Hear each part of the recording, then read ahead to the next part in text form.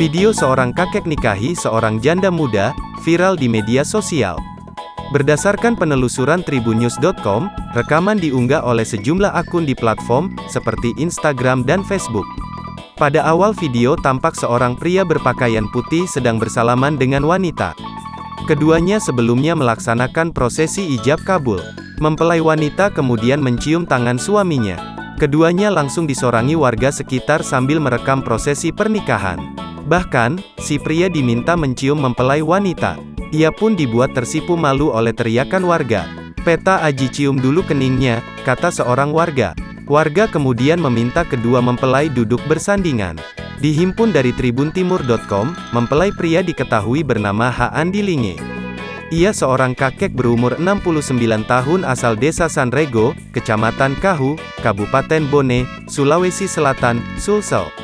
Sementara mempelai wanita berstatus janda muda bernama Ira, 19. Pernikahan Andi dan Ira membuat heboh warga sekitar lantaran selisih umur mereka terpaut 50 tahun.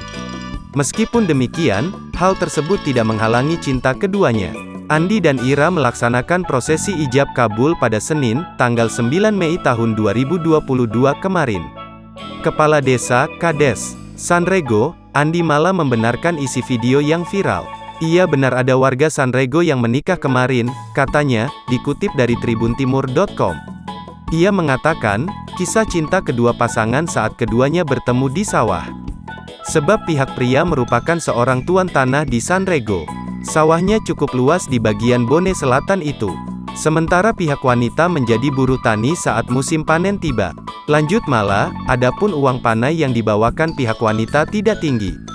Tidak memberatkan seperti tradisi Bugis pada umumnya. Uang panainya cuma 10 juta rupiah, kata Mala.